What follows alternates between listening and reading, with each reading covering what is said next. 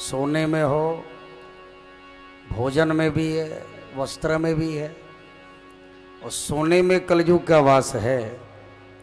अच्छा एक बात कहूं, एक तरफ भागवत के प्रथम स्कंध में ये बतलाया गया है कि सोने में कली का वास है,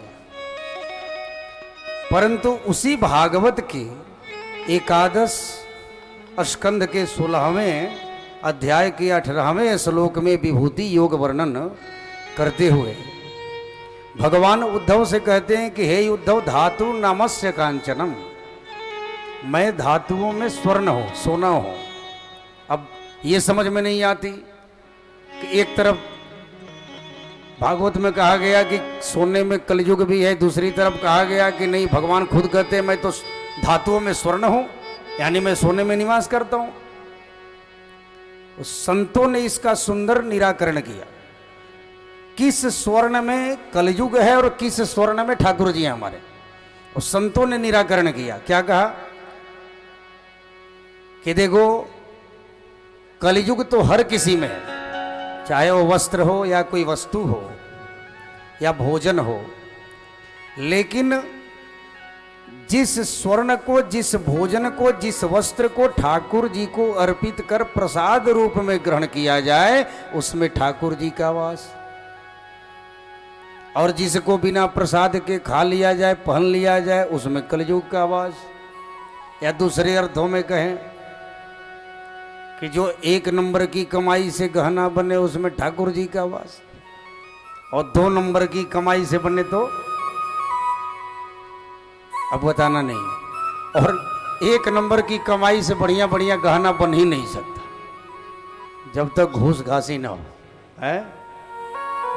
जब तक दिन भर में 2-4 हजार की ऊपरी कमाई ना हो जाए, हाँ, ऊपर से। हाँ, एक बात याद पड़ गई, लोग गए थे हम, क्लास भी है जगह, बात हो रही थी ऊपर से। कहने का अर्थ है चाहे कोई भी वस्तु हो उसमें कली का वास, भगवान उसमें प्रविष्ट तभी होते। आप कपड़े खरीद कर ऐसे पहन लीजिए तो उसमें भी कलयुग।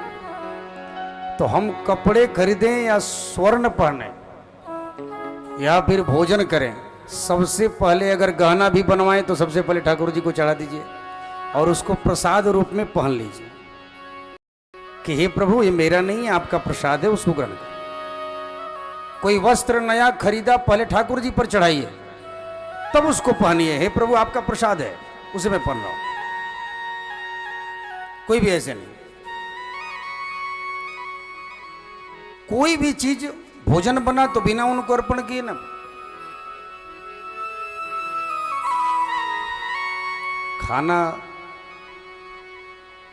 खाना किसके किसके घर बनता है? सबके घर बनता है। खाना बनता है कि नहीं बनता? किनके घर बनता है पता नहीं चल रहा। सबके घर। अच्छा हाथ उठाइए ना, किनके घर माताओं बहनों के खाना बनता है, जरा हाथ उठाइए। तो खाना किनके यहाँ बनता है, जरा हाथ उठाइए। अच्छा सबके यहाँ बनता है। अच्छा भोजन किनके यहाँ बनता है? दोनों बनता है, पहले खाना तब भोजन। खाना और भोजन में अंतर होता। अब प्रसाद किसी के घर नहीं बनता होगा, यहाँ 8-10 बहने उनके यहाँ बनता होगा प्रसाद। अच्छा खाना उत्तम या भोजन या प्रसाद? तीनों में उत्तम क्या है? प्रसाद है। चलो भोजन चल जाएगा, भोजन ठीक है, वो भी सही है, परंतु प्रसाद उत्तम है। और खाना तो खाना नहीं चाहिए। खाना क्या है? बेमन से बनाया हुआ। अर्धरात्रि में पति देव के साथ में 5 मित्र पधार जा, अब 10 बजे ड्यूटी से वो पधारे और वो कह दें कि ये काम करो, तुम भोजन रख देना। अब बेचारी क्या करेगी, जगेगी थोड़े ना, भोजन रख देगी, भैया आकर के खा लेना, फ्रिज में रखा हुआ। अब भोजन रख देगी, सो जाएगी। अब 10 बजे नहीं आकर 12 बजे आए और ऊपर से 5 दोस्तों को भी लेकर के आ गए। अब भोजन रखा हुआ एक आदमी का, अब लगे जगाने, अरे जल्दी उठो 5 दोस्त आए हैं उनके लिए भी रोटियां बना दो। अब बनाएगी तो लेकिन खुशी से नहीं बनाएगी, और नींद टूटी है, अब रोटी बनाती रहेगी, मन में बड़बड़ाती रही, एक तो 12 बजे आया है, ऊपर से 5 को और मरने के लिए ले आया। जितनी देर रोटी पकाएगी उतनी गाली देगी। और एक बात मैं बता दूं, रोटी अगर गाली दे करके मन में कूढ़ कर गुस्सा होकर बनाया जाए, उसका बड़ा बुरा प्रभाव पड़ता है। आपको विश्वास नहीं तो आप हरिद्वार में चले जाओ, वहां ब्रह्मवर्चस्व शोध संस्थान है, वहां पर हमने देखा सुपर कंप्यूटर लगा हुआ है। तो वहां पर एक बहन जी से कहा गया कि आप आटा गूंथिए, आटा गूंथने के लिए कहा गया, दे दिया गया गमले में, और उनको बताया गया एक काम करो, आप मन में गाली दो, मन में गाली दो और आटा गूंथो। वो मन में गालियां देने लगी, आटा गूंथने लगी। अब कंप्यूटर पर क्या दिखा रहा है कि वो गालियां दे रही हैं तो उनकी उंगलियों के पोरों से काला धुआं जैसा निकल रहा है, खतरनाक डेंजरस रेज निकल रहा है, और वो आटे में मिल रहा। अब कहा गया रोटी बनाओ तो भी गाली दो, और रोटी बना रही है तो भी गाली दे रही है। परिणाम क्या हुआ, उस रोटी को 3 लोगों ने खाया, तीनों दूसरे दिन बीमार पड़े। ये होता अगर घर में, मैं तो कहता हूं अगर पति पत्नी में झगड़ा हो जाए, उस दिन पत्नी को भोजन नहीं बनाना चाहिए। क्यों? भोजन बनाना तो उस समय गुस्सा को खत्म कर दे। अगर गुस्से में भोजन बनाई, पति देव खाएंगे, बच्चे खाएंगे, दोनों का सेहत नुकसान में जाएगा। आप न बनाओ, भूखे रह जाएंगे, वो सेहत बना रहेगा, परंतु उस भोजन को करके दोनों का सेहत खराब हो जाएगा। मैं भाइयों से भी कहता हूं, आप वैसे भोजन को न करो जिसमें पत्नी गुस्से से बनाती हो, घर की महिला गुस्से से बनाती हो। उस भोजन को करने से अच्छा कि आप भूखे रह जाओ, पानी पीकर रह जाओ, स्वस्थ रहोगे। लेकिन उसमें जहर भर गया जो गुस्से से बनाया गया। ये मैं नहीं कहता, साइंस कहता है, वैज्ञानिकों ने सिद्ध किया। इसलिए खाना नहीं बनाना चाहिए। क्या बनाना चाहिए? प्रसाद बनाना चाहिए। अगर ना हो तो कम से कम भोजन तो अवश्य बनाना चाहिए। कैसे बनता है भोजन? तो जो भजन गा करके बनाया जाए उसका नाम। अच्छा एक बात बताऊं, कभी भी रसोई घर में आप लोग ऐसे प्रवेश नहीं करना चाहिए। चप्पल लगा करके तो रसोई घर में जाना नहीं चाहिए, क्योंकि रसोई घर जो होता है अन्नपूर्णा माता का भंडार होता है, मंदिर होता है। और मंदिर में कभी चप्पल लगा के जाते हैं क्या? तो कभी भी चप्पल लगाकर मंदिर में प्रवेश नहीं करना है। अच्छा दूसरी बात, मंदिर में बिना स्नान किए प्रवेश करते हैं क्या? तो मंदिर में कभी भी रसोई घर में बिना स्नान किए प्रवेश नहीं करना चाहिए। अब हमारे यहाँ कुछ लोगों को बेड टी की जरूरत पड़ जाती है। अब बताओ, ये बेड टी वाला सिस्टम बड़ा खराब है। बेड पर टी चाहिए, चाय चाहिए। तो कुछ होता है, कुंभकर्ण वाली आत्मा प्रवेश कर जाती है किसी किसी में। तो उसमें भले वो सोया रहता था, वो सोए भी डाल देते थे उसको मुंह में। बेड टी की आवश्यकता पड़ती। जो मुख भगवान का नाम न ले और भोजन ग्रहण कर ले, शरीर का क्या लाभ। और मंदिर में प्रवेश करे तो नहा करे, और भोजन बनाए तो कैसे बनाए महाराज? भजन गाकर। भजन गाते रहिए, बनाते रहिए। आटा ले लें, गूंथे, सब्जी बनाए तो भजन गाएं। क्या?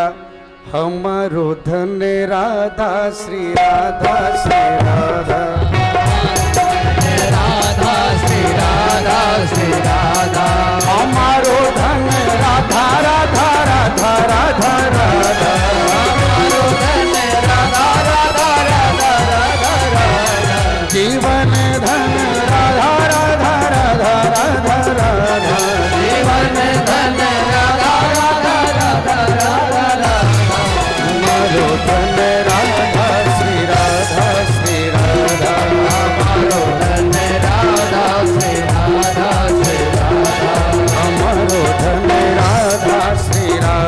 श्री राधा धन। तो ये भजन हो गया। भजन गा करके जो बनाया जाए उसको क्या कहते हैं? भोजन। ये अच्छा हुआ, लेकिन सबसे जो उत्तम हुआ उसका नाम है प्रसाद। और प्रसाद कैसे बनाओगे महाराज? तो सबसे पहले जितने भी भोजन बन जाए, किसी को जूठन मत करने दो। तो सबसे पहले हमारे ठाकुर जी का निकाल लो और लेकर के भोग लगा दो। तो ये प्रसाद बन गया। और प्रसाद में भी अभी आप बलि वैश्य प्रक्रिया कर लेते हैं तो समझिए घर से सारे रोग भी समाप्त हो जाए। मैं चैलेंज लेकर कहता हूं कि जिस घर में बलि वैश्य होता है उस घर में कोई बीमार नहीं पड़ता। कैसे होता है महाराज? तो पहले माताएं बहनें चावल बनाती थी तो थोड़ा सा चूल्हे में डाल देती थी, होता है ना। ये बलि वैश्य उसका बड़ा भाग है। करना क्या होता है? जितना भोजन बन गया एक जगह इकट्ठा कर लो, एक छोटी सी रोटी बना लो, उसके 5 छोटे छोटे टुकड़े कर लो, उस पर थोड़ा सा घी थोड़ा सा गुड़ रख लें और बगल में अंगीठी चला लें। अब तो प्लेट भी आ रही है, आपको गायत्री तपोभूमि मथुरा में मिलती है, मैंने देखा 10 किलोमीटर है यहाँ से। आप जाकर के घूमिए, घूमने वाला जगह। आपने घूमने का बड़ा प्लान बनाया ना, एक जगह मैं बताता हूँ, वहाँ भी जाना, सब जगह घूमकर वहाँ भी जाना, गायत्री तपोभूमि मथुरा, वहाँ जाना, सबसे अलग है वो। वहाँ मत छोड़ना, वहाँ जरूर जाना। वहाँ पर मिलती है वो प्लेट, गैस पर रख करके आप बलि वैश्य कर सकते। तो बगल में आग जला लें और क्या करें? रोटी का एक टुकड़ा उठाएं, ओम भगवते वासुदेवाय नमः स्वाहा, स्वाहा कर। 5 टुकड़े उठाकर 5 मंत्रों से स्वाहा कर दे। जो भी आपको मंत्र आता हो, मैं एक मंत्र की बात नहीं कि गायत्री मंत्र भी आता हो उससे भी कर दे, भगवत नाम मंत्र आता हो, गणेश भगवान का आता हो, जो मंत्र आए आप ठाकुर जी का ध्यान करके स्वाहा कर दें। और तब उस भोजन को खाने के लिए किसी व्यक्ति विशेष को दीजिए, परिवार को दीजिए। मैं चैलेंज करके कहता हूं, आप 2 महीने कंटिन्यू करके देखो इसे घर में कोई शराबी है वो शराब छोड़ दे। घर में कोई बीमार रहता है उसकी बीमारी कम हो जाएगी। इसका विशेष परिणाम प्रसाद का महत्व है। कहने का अर्थ है कि कली का वास हर चीज में है, चाहे वो भोजन हो, वस्त्र हो, सब में है, लेकिन ठाकुर जी को चढ़ा करके उसे ग्रहण करनी चाहिए। क्योंकि गोस्वामी जी महाराज कहते हैं, ये तुम ही निवेदित भोजन करही, प्रभु प्रसाद पट भूषण धरहि। तुम ही निवेदित भोजन करही, हे प्रभु तुमको ये अर्पित करके, इदम नमम तेरा, तुझको अर्पण क्या लागे मेरा, मेरा कुछ भी। और महाराज सब कुछ भगवान को अर्पित करके आप उसे ग्रहण करें तो कोई दोष नहीं लगे। इस प्रकार राजा परीक्षित एक दिन सुंदर मुकुट धारण किए शिकार के लिए निकल पड़े। कुछ समय के बाद प्यास से पीड़ित महाराज परीक्षित शमीक मुनि के आश्रम में पहुंच गए। महामुनि शमीक ध्यान मग्न बैठे थे। महाराज परीक्षित को प्यास लगी थी। राजा ने आवाज लगाई, महाराज जी पानी है क्या? लेकिन कहते हैं कि जब कोई विशेष ध्यान में बैठा हो, समाधि की स्थिति में बैठा हो, तो फिर उसको कुछ सुनाई नहीं देता। ध्यान और समाधि की स्थिति ऐसी होती। समाधि और गहरी ध्यान की अवस्था में बैठने वाले व्यक्ति पर डंडे भी बरसाया जाए, उसको शरीर का पता नहीं चलता। उस समय शरीर में अवस्थित नहीं होता। ध्यान की गहरी अवस्था ऐसी होती है। उस शमीक मुनि ध्यान की गहरी अवस्था में, सुनाई तो नहीं दी, परंतु राजा कुटिया के भीतर गए तो वहां महामुनि ध्यान में बैठे हैं। अब राजा ने सोचा ये तो बड़ा नौटंकी कर रहा है। राजा को लगा कि कोई ढोंगी बाबा है, इतने देर से चिल्ला रहा हूं भीतर बैठा लेकिन कोई बोल नहीं रहा। महाराज परीक्षित जैसा धर्मात्मा व्यक्ति ऐसा सोच सकता है क्या?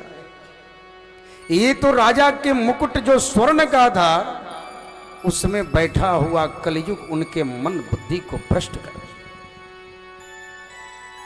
वो विचार करने पर विवश कर रहा। अरे महाराज, आप जैसे धर्मात्मा राजा जो सबका पालन पोषण करता हो, आपका अपमान ये साधु कर रहा, ये मां डोंगी है, उकसा रहा। बताइए, आपसे ऐसी आपकी अवहेलना, एक राजा की जो पालन पोषण करता, आपकी प्रजा होकर के आपकी बात नहीं सुन रहा, अनसुनी कर रहा, उकसाने लगा, महाराज झूठा नाटक कर रहा। महाराज परीक्षित ने सोचा इसकी परीक्षा लेनी चाहिए कि ध्यान में बैठा कि क्या, और वहीं पर एक मरा हुआ सर्प पड़ा था, उस सर्प को अपने तीर से उठा करके समीक मुनि के गर्दन में गले में डाले और डाल करके वहां से चल दिया। राजा तो सर्प डालकर चले गए, पर एक बालक ने यह दृश्य देख लिया और दौड़कर कौशिकी नदी के तट पर पास में ही समीक मुनि का पुत्र खेल रहा था, नाम था श्रृंगी। उसको खबर कर दिया कि भैया तुम्हारे पिता के गले में राजा परीक्षित ने मरा हुआ सर्प डाल दिया है, और उनकी घोर अपमान की अवज्ञा की है। समाचार सुनकर वह बालक क्रोध में आ गया, और क्रोध में आकर के तुरंत नदी का जल अपने हाथ में लिया, और हाथ में लेकर उस ब्राह्मण ने तुरंत श्राप दे दिया। कौशिक्याप उपस्पृश्य वाग वज्रम विसर्ज, श्राप दे दिया, श्रापित कर दिया। कौशिकी नदी का जल लेकर ऋषि कुमार ने तुरंत श्राप दे दिया। क्या दिया? इति लंघित मर्यादम तक्षकः सप्तमेहनि दंडक्षति कुलांगार चोरितो में तत द्रुहम। तुरंत श्रापित कर दिया। अरे कुलांगार कुलंकी, तूने मेरे पिता का अपमान करके मर्यादा का उल्लंघन किया। तूने मेरे पिता के गले में मरा हुआ सर्प डाला है, तो जा, आज से 7वें दिन तुझे तक्षक नाग आकर के डस ले। और ऐसा श्राप दे करके वाणी का वज्र चला दिया उस ब्राह्मण। ध्यान रखना, महाराज परीक्षित पर 2 बार प्रहार हुआ, 2 बार, और दोनों बार ब्राह्मणों ने किया। एक बार तो अश्वत्थामा ने चला दिया, और दूसरी बार वाणी का वज्र श्रृंगी ऋषि ने, और दोनों बार भगवान ने बचाया। वाणी का वज्र प्रहार किया। ब्राह्मण की शक्ति बाणों में नहीं होती है, वाणी में होती है। वेदनिष्ठ ब्राह्मणों की शक्ति वाणी में होती है। ब्राह्मण को मारने श्राप दे दिया। अश्वत्थामा भी ब्राह्मण था, और परीक्षित को मारने के लिए बाण चलाया, तो उसने बाण का प्रयोग किया था, इन्होंने वाणी का किया। लेकिन इस ब्राह्मण ने तो वाग वज्र विसर्जा, वाणी का ही वज्र चला दिया। और ब्राह्मण के वाग वज्र से बचना बड़ा ही कठिन होता है। कोई शस्त्र से तो बच जाए, अब कोई गोली चलाए तो अगल बगल हो जाओ तो बच जाओ, लेकिन ब्राह्मण की वाणी से बचना बड़ा कठिन। वाणी का वज्र यदि ब्राह्मण चला दे, वाग वज्र से बचना बड़ा ही कठिन होता है। तो श्राप देकर के वह बालक अपने पिता के समीप आया, और पिता के गले में मरा सर्प देखकर जोर जोर से रोने लगा। संत को पहचानने में गड़बड़ हो जाए तो बड़ा ही दिक्कत होता है। अब असली को नकली समझ लें तो भी गड़बड़ है, और नकली को असली समझ लें तो भी गड़बड़ है कि नहीं?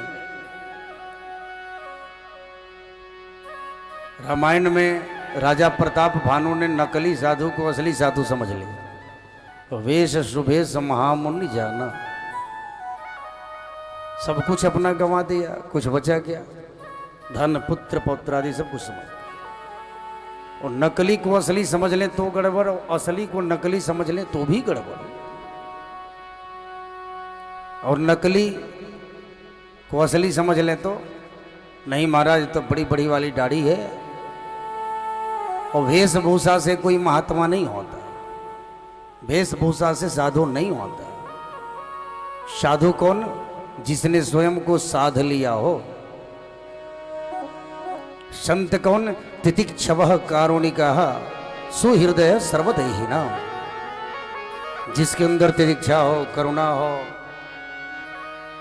जिसका हृदय संत हृदय नवनीत समाना। वो असली को नकली समझ लेंगे तो भी गड़बड़। और एक बात बताऊं, असली चीज से नकली चीज बड़ी अच्छी लगती है, उसकी पैकिंग इतनी शानदार होती है कि असली वाला कहेंगे बड़ा बेकार है। नकली वाले की पैकिंग आप देख लेना, कहीं आप कपड़ा लेने जाते हैं तो जो बढ़िया वाला कपड़ा थान का होता है वो इसी रखा होता है, और जो नकली वाला कपड़ा होता है पूरे पैकेट में खूब बढ़िया पैकिंग करके रखी होती है, बहुत बढ़िया। शिव नारायण जी को बढ़िया से पता है। तो ये जो है असली से नकली वाला देखने में बड़ा अच्छा लगता है। वो असली जो संत होते हैं वो जल्दी दिखाई नहीं देते,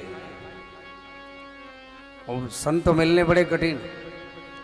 तो नकली को असली समझें तो गड़बड़, और असली को नकली समझ लें तो गड़बड़। अब यहाँ पर महाराज परीक्षित ने असली को नकली समझ लिया तो गड़बड़ हुआ कि नहीं हुआ? श्राप मिला कि नहीं मिला? हर जगह सोचना है, समझना है। सुंदर वेश देखा महात्मा का और समझ लिया बड़े महात्मा, तो भी गड़बड़। तो महाराज परीक्षित एक असली संत को नकली समझ बैठे, और परिणाम सप्तम दिवस में मृत्यु सुनिश्चित। इधर बालक जब पिता को देखकर जोर जोर से रोने लगा, मुक्त कंठोर रोध, जोर जोर से जब बालक रोने लगा, समीक मुनि की आंखें तुरंत ध्यान टूटे, आंख खोले। महात्मा जी ध्यान से उठे, बोले बेटा क्या बात है, क्यों रो रहा? अपने गले में एक मरा सर्प देखा, बोले निकाल कर फेंक दिया, और बोले बेटा ये तो मरा सर्प था, इसमें रोने वाली कौन सी बात है, काटेगा थोड़े ना। श्रृंगी ऋषि ने कहा मैं इसलिए नहीं रो रहा हूं, भले कि उस राजा ने आपका अपमान किया। तब वहां उपस्थित बालकों ने मुनि को सब बात बतलाई, और जब मुनि ने ये सुना कि राजा परीक्षित को सप्तम दिवस मेरे पुत्र ने मरने का श्राप दे डाला, वे बड़े अधीर हो गए, मन बड़ा दुखित हो गया। समीक मुनि की आंखों से अश्रु की धारा बहने लगी। अरे मूर्ख, आज तुझे पुत्र कहते हुए भी मुझे शर्म आ। अरे ब्राह्मण का कार्य ये नहीं कि वो किसी को श्राप दे, ब्राह्मण का कार्य आशीर्वाद देना है, श्राप देना नहीं। ब्राह्मण का धर्म किसी को दंडित करना नहीं होता। अरे राजा परीक्षित जैसा धर्मात्मा राजा इस धरती पर कभी कभी आता है, वैसा भक्त वत्सल राजा धरती पर बार बार नहीं आता। एक वही तो था जो धर्म की रक्षा करने वाला था। अरे वो तो कलयुग का प्रभाव था कि उसने मेरा अपमान किया और तूने बिना सोचे समझे ही उन्हें दंड दे दिया। बहुत लताड़े, परंतु जानते थे कि ब्राह्मण की वाड़ी कभी खाली नहीं जाती। वो जानते थे कि ये श्राप दे दिया है तो मृत्यु निश्चित है, इसे कोई टाल नहीं सकता महाराज। और तुरंत उन्होंने अपने एक शिष्य गोरख मुख को अपने पास में बुलाया और कहा कि सुनो, अब तो महाराज परीक्षित की मृत्यु निश्चित है, जाकर के उन्हें सूचना दे दो कि 7वें दिन आपको तक्षक नाग डसने वाला है, इसलिए अपने जीवन में मुक्ति का कुछ उपाय कर लो। 7 ही दिन समय बचे, नहीं तो अकाल मृत्यु होती है तो आदमी प्रेत योनि में चला जाता, इसलिए जाकर कुछ उपाय करवाओ। महाराज परीक्षित दरबार में बैठे थे, शमीक मुनि का शिष्य सूचना लेकर के पहुंचा। अरे महाराज एक सूचना है। बोले क्या? आपको शमीक मुनि के पुत्र ने, हमारे गुरु भाई ने आपको श्रापित कर दिया है कि 7वें दिन आपको तक्षक नाग डस लेगा, आपकी मृत्यु हो जाए, क्योंकि आपने उनके पिता का अपमान किया। महाराज परीक्षित के आंखों से अश्रु की धारा बहने लगी। वो इसलिए नहीं बह रही थी कि मैं मरने वाला हूं, बल्कि महाराज परीक्षित जैसा संत स्वभाव व्यक्ति, महाराज परीक्षित मन में विचार कर रहे हैं कि ये तो मुनि ने हम पर कृपा किया, वो खुशी के आंसू हैं, दुखी के नहीं। बोली श्राप नहीं, ये तो वरदान हो गया। मुझे तो 7 दिन का समय मिल गया, किसी के पास तो वो भी नहीं है। अरे मेरे जैसा नीच व्यक्ति को एक पल भी जीने का अधिकार नहीं। किसी ब्राह्मण का, किसी संत का अपमान जिन हाथों से हो जाए, जिस शरीर से हो जाए, उस शरीर को इस धरती पर रहने का एक पल भी अधिकार नहीं है। और मैंने तो इतना बड़ा अपमान कर दिया, फिर भी मुझे 7 दिन मिला।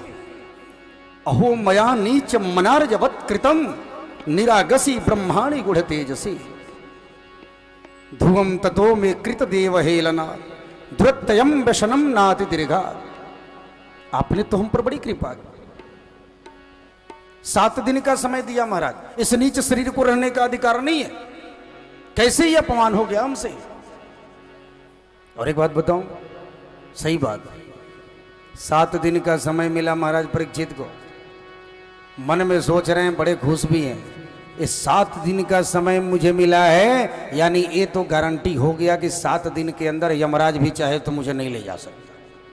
किसी की पावर नहीं है जो मुझे मृत्यु दे सके। 7 दिन मैं जीवित हूं, लेकिन और किसी के पास वो भी नहीं है क्या? कोई रात को सोए तो गारंटी से कह दे कि मैं सुबह जग जाऊंगा, वो तो दूर की बात हो गई महाराज। कोई अभी कह दे कि मैं घड़ी के टाइम से 1 घंटे बाद चैलेंज करके कहता हूं मैं जीवित रहूंगा, कोई चैलेंज कर सकता है क्या? हमारे श्वास की डोर उनके हाथ में है। हर पल वो देखते हैं, हमारी रक्षा करते हैं, हम उन पर आधारित हैं। वो चाहे तो हम चलें, वो चाहे तो जीवित रहे, नहीं तो नहीं रहे। महाराज परीक्षित को तो मिल गया समय, हमारे पास वो भी नहीं।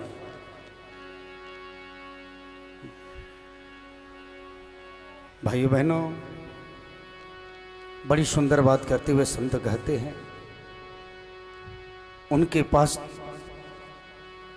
समय मिला और उन्होंने समय का सदुपयोग किया। तुरंत जाकर के गंगा के तट पर बैठ गए, और जब गंगा के तट पर जाकर बैठ गए, ध्यान करके अपने पुत्र जन्मेजय को राजकाज सौंप दिया, मंत्रियों के हवाले कर दिया। गंगा के तट पर आकर विराजमान हो गए। और जैसे ही 88,000 सौनकादि ऋषियों ने सुना कि महाराज परीक्षित को श्राप लगा है, सबके सब दर्शन करने चले। अरे चलो, ऐसा धर्मात्मा राजा कभी नहीं हुआ। सबके सब चले आए, आकर खड़े हो गए। महाराज परीक्षित मन में विचार करने लगे, इतने सारे महात्मा, सबको प्रणाम किया, दंडवत। महात्माओं ने कहा, परीक्षित हम जानते हैं कि तुम्हें श्राप मिला हुआ, इसलिए हम तुमसे भेंट करने आए। महाराज परीक्षित ने बड़ी सुंदर बात कही, महाराज क्षमा करना, मैं इसे श्राप नहीं मानता, मेरे लिए तो ये वरदान है। अगर मैं जीवन भर चाहता तो आप इतने सारे संतों का दर्शन घूम कर नहीं कर सकता था। और यहां गंगा के तट पर बैठे बैठे आप सभी संतों ने आकर दर्शन दिया, तो केवल एक ही कारण है, वो ऋषि कुमार का श्राप। अगर मुझे पता होता तो मैं तो कहता पहले ही दे दो। आप जैसे तपस्वियों का दर्शन हो जाए तो जीवन तो ऐसे ही सफल हो जाए। महाराज आ गए हो, एक विनती है, एक विनती स्वीकार कर लो। बोले क्या? तो प्रश्न यही है। क्या प्रश्न है हमारा?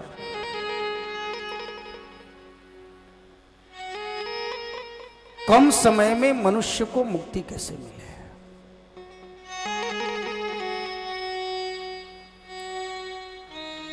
इस प्रश्न का समाधान करें। कम समय में मनुष्य को मुक्ति कैसे मिले?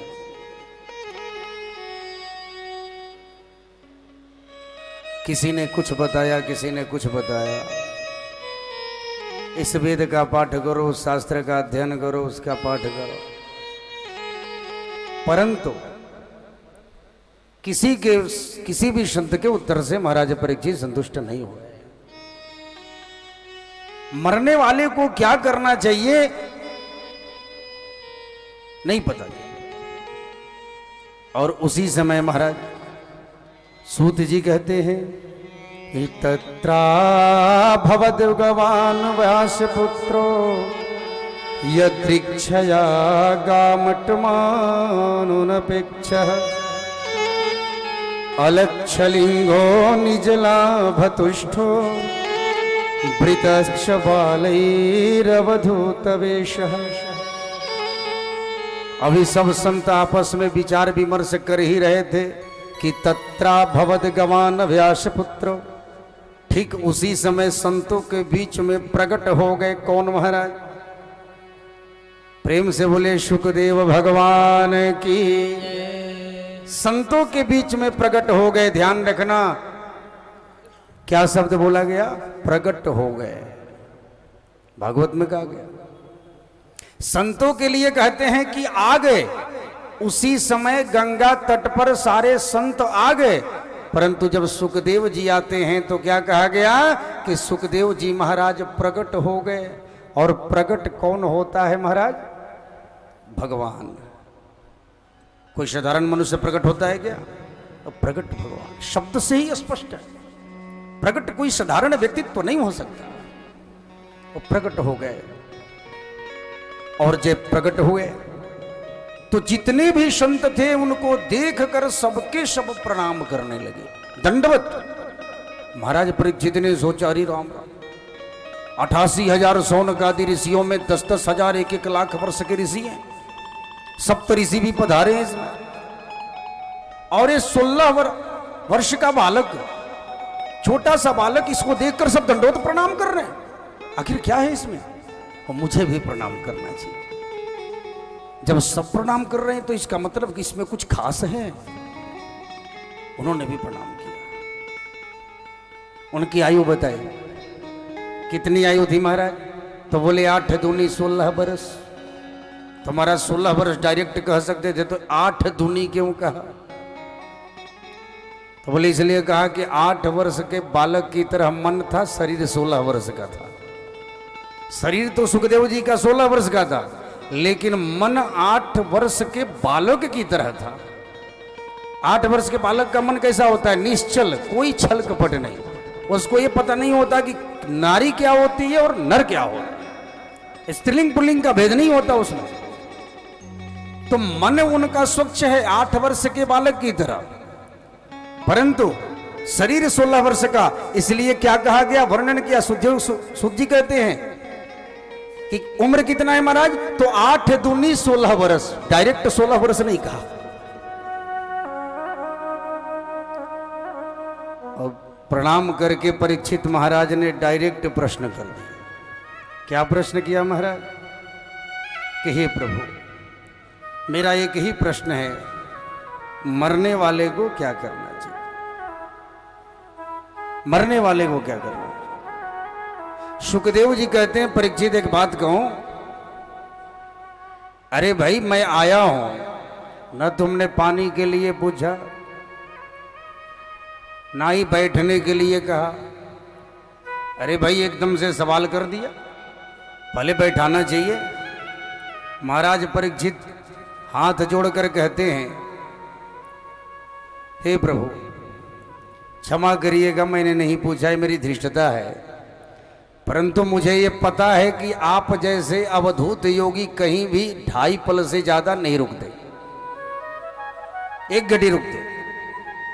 इसीलिए मैंने देर किए बिना प्रश्न कर दिया, कहीं ये जलपान के लिए पूछने में ही समय ना खत्म हो जाए।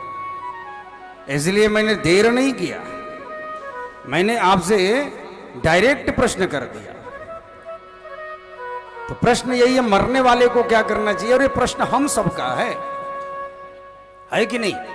मरना तो सबको है, तो हम सबका प्रश्न है। बोलो राधे राधे। राधे राधे। सुखदेव जी कहते हैं, राजन वर्यानेशते प्रश्न कृतो लोकहितं नृपः आत्मवित् सम्मतः पुंसां श्रुतव्यादिषु यः परः। ही राजन वरीयानेशते प्रश्न, तुम्हारा प्रश्न तो बड़ा वरीय है। ये प्रश्न तुमने खुद के लिए किया है, परंतु ये प्रश्न समस्त मानव जाति के लिए है, क्योंकि मरना एक दिन सबको है। मरने वाले को क्या करना चाहिए? सबको मरना। तो महाराज सब जानते हैं कि मरना है, लेकिन मरना कोई नहीं चाहता। अब भले कभी कभी गुस्से में लोग कह देते हैं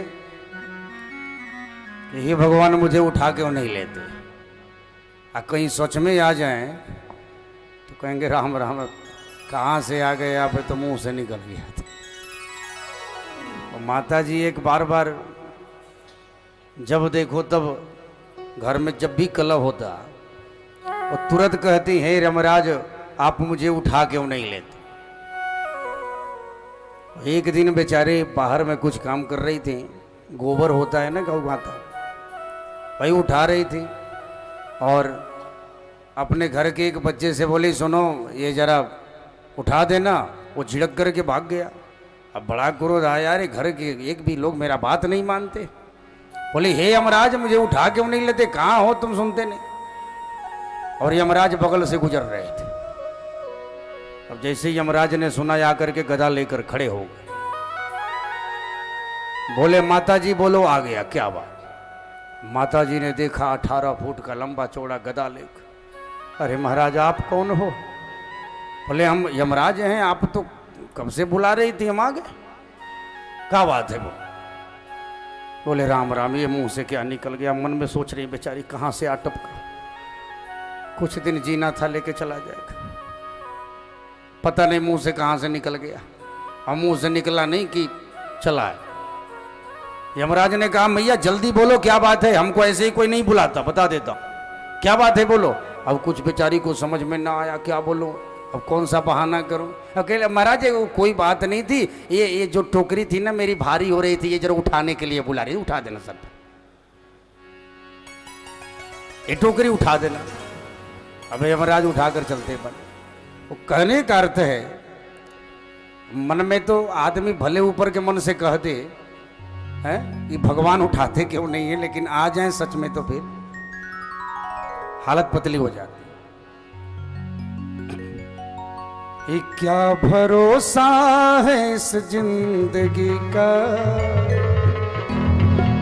क्या भरोसा है इस जिंदगी का, साथ देती नहीं है किसी का, साथ भरोसा है इस जिंदगी का, भरोसा है इस जिंदगी का, साथ देती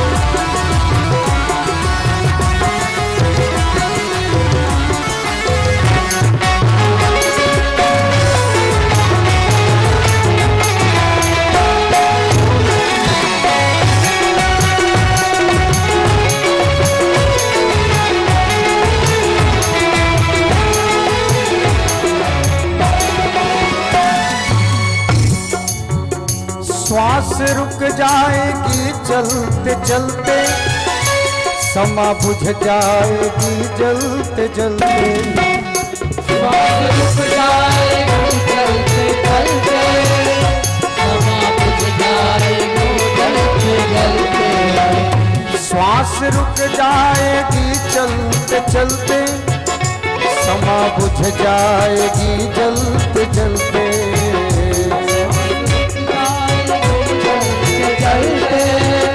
समा बुझ जाएगी जलते जलते, दम निकल जाएगा आदमी का, दम निकल जाएगा आदमी का, साथ देती नहीं है किसी का।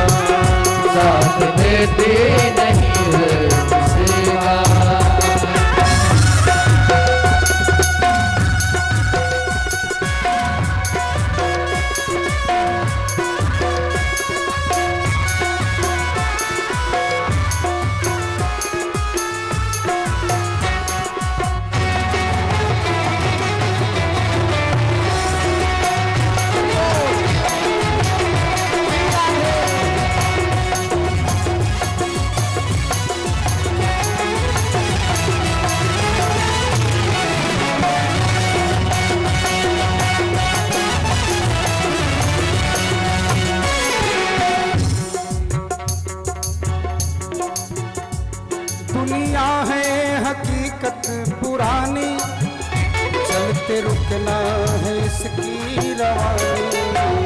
दुनिया है हकीकत पुरानी, चलते रुकना है इसकी रवानी। दुनिया है हकीकत पुरानी, चलते रुकना है इसकी रवानी। दुनिया है हकीकत पुरानी, चलते रुकना है इसकी रवानी। फर्ज पूरा करो बंदगी का, फर्ज पूरा करो बंदगी का, साथ देती नहीं है किसी का। देते नहीं है किसी का। क्या भरोसा है इस जिंदगी का, क्या भरोसा है इस जिंदगी का, साथ देती नहीं है किसी का।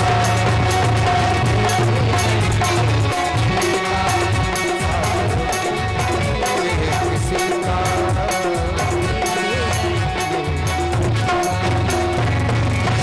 और वृंदावन बिहारी लाल की जय जय श्री राधे।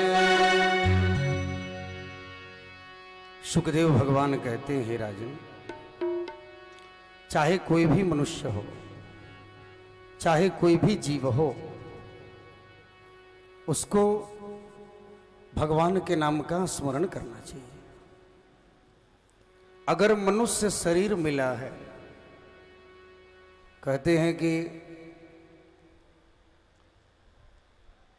कई योनियों के बाद ये मानव तन प्राप्त होता है और मनुष्य को ईश्वर का श्रेष्ठ राजकुमार भी कहा गया। तो इस शरीर को यदि भगवान के भजन में, भगवान की भक्ति में, यदि सत कार्यों में, सत्कर्म में नहीं लगाया गया तो इस उद्देश्य की प्राप्ति नहीं होती।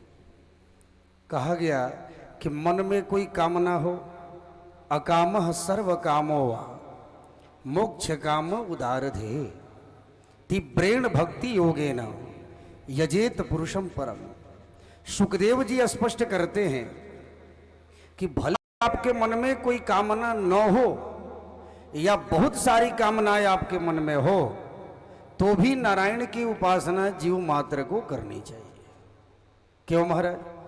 क्योंकि कहा गया कि जिस प्रकार से वृक्ष के जड़ में पानी डालने से समस्त वृक्ष सिंचित हो जाता है, यदि वृक्ष को सिंचित करना हो तो उसके पूरे पत्ते पर पानी डालने की कोई आवश्यकता नहीं, केवल जड़ में जल डाल दें तो वृक्ष सिंचित हो जाता है। उसी प्रकार से मूलम ही विष्णुर देवानाम, समस्त देवताओं के मूल भगवान विष्णु हैं। उनका ध्यान, नारायण का ध्यान ही समस्त देवताओं को समाहित कर, समस्त देवताओं का ध्यान हो जाता, क्योंकि सारे देवी देवता उनमें समाहित हैं। तो अकाम सर्वो कामो, कोई कामना हो चाहे ना हो, हमें नारायण का ध्यान करनी चाहिए। एक ही चीज में सब मांग लें। एक साध है सब सद है। एक बेचारी वृद्धा थी, नेत्र नहीं थे, बड़ी गरीब भी थी, बेटे का विवाह हुआ, उसका कोई बच्चा भी नहीं हुआ। तो किसी ने कहा कि भोले बाबा का ध्यान करो, तपस्या करो, जल्दी प्रसन्न हो जाते। अब भोले बाबा की बड़ी पूजा की, भोले बाबा प्रसन्न हो गए, बोले वरदान मांगो, लेकिन एक ही मांगना। अब बेचारी सोचने लगी, अपना नेत्र मांगो या फिर अपने बेटे के लिए बेटा मांगो या फिर धन संपत्ति मांगो, क्या मांगो। अब भोले बाबा कहते एक ही वरदान मांगना। ऐसा चीज बड़ी चालाक थी, बुद्धिमान तो थी, ऐसा चीज मांगा कि एक साधे सब सदे सब कुछ मिल गया। बोले मांगो, बोले मांगो। बोले एक काम करना बाबा, देना है तो यही दो कि मैं अपने पोते को सोने के थाली में भोजन करते हुए अपने आंखों से देखूं। अब बताओ, सब कुछ मांग लिया कि नहीं मांग लिया? आंख भी मांग लिया, देखेगी कैसे? आग रहेगा तभी। और सोने के थाली में भोजन कौन करता है? कोई गरीब आदमी करेगा क्या? और पोता होगा तभी तो करेगा। तो सब कुछ मिल गया, एक साथ है सब सद है। सारे देवी देवताओं का पूजा का समर्पण नारायण में ही होता है, इसलिए उनकी उपासना कर लो तो सब देवता प्रसन्न हो जाते। और मूलम ही विष्णुर देवानाम यत्र धर्म सनातन, समस्त देवताओं के मूल हैं भगवान नारायण। उनकी उपासना से सारे देवताओं की उपासना हो जाती। और मनुष्य शरीर पाकर के भी मनुष्य ईश्वर की उपासना नहीं करते। उपासना का मतलब क्या होता है? ऊप धन आसन संधि विच्छेद किया जाए तो ऊप का अर्थ होता है नजदीक, आसन का अर्थ होता है बैठ जाना, और नजदीक बैठने का नाम उपासना है। तो किसके नजदीक बैठे? आग के नजदीक बैठे तो गर्मी लगे, बर्फ के नजदीक बैठे तो ठंडी लगे, चोर के नजदीक बैठे उसका गुण आ जाएगा, संत के नजदीक बैठे उसका गुण आ जाएगा। तो जिसके नजदीक बैठते हैं वैसे वो गुण हमें प्रभावित करते हैं। संगत से गुण होता है, संगत से गुण जात कहा गया कि नहीं कहा गया? उसी प्रकार से उपासना यानी बैठना, तो हम भगवान के समीप बैठें, भगवान की उपासना करें। और संगति यदि बुरी हो तो मन भी बुरा हो जाता। इसीलिए हमें भगवान के समीप बैठना चाहिए, उनकी उपासना करनी चाहिए। नटवर नागर नंदा भजो रे मन गोविंदा, नटवर नागर नंदा भजो रे मन गोविंदा, नटवर नागर नंदा भजो रे मन गोविंदा, नटवर नागर नंदा भजो रे मन गोविंदा, गोविंदा गोविंदा गोपाला, गोविंदा गोविंदा गोपाला, नटवर नागर नंदा भजो रे मन गोविंदा, नटवर नागर नंदा भजो रे मन गोविंदा।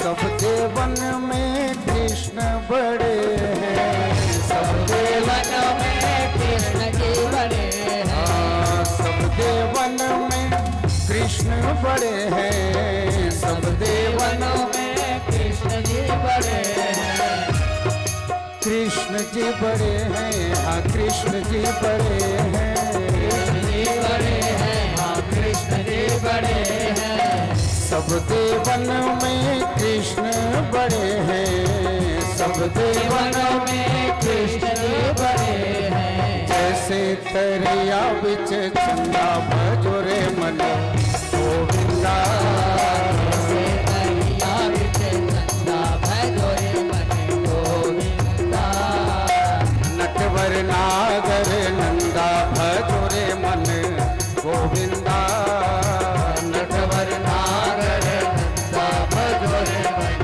गोविंदा।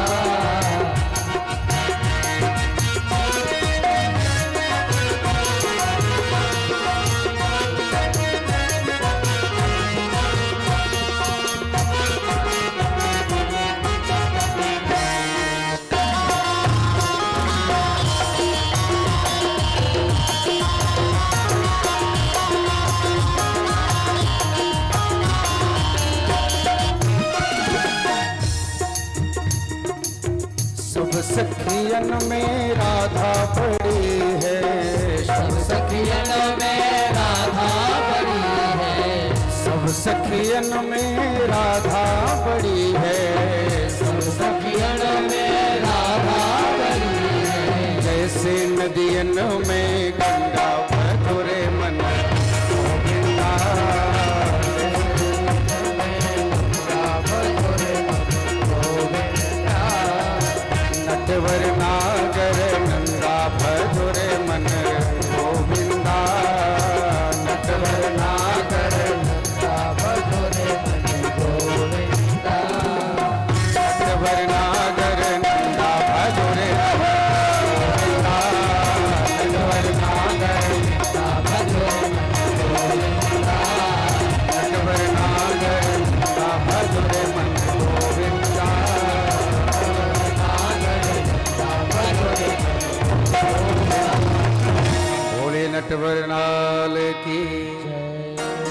सुखदेव भगवान कहते हैं राजन कि जैसे बिना अंक के शून्य की महत्ता नहीं है, वैसे ही ईश्वर के बिना जीव की महत्ता नहीं है महाराज। कहा गया कि राम नाम को अंक है, सब साधन है शून्य। अंक गए कछु हाथ ना, अंक रहे 10 गुण। अंक यदि चला जाए तो शून्य का कोई महत्व नहीं बचता महाराज। साधन सब है पर राम नाम नहीं है तो सब बेकार है। कि साधन भरे पड़े हैं पर साधना नहीं है। भगवान तो वही है, आराधना नहीं है। भगवान तो वही है, आराधना नहीं है।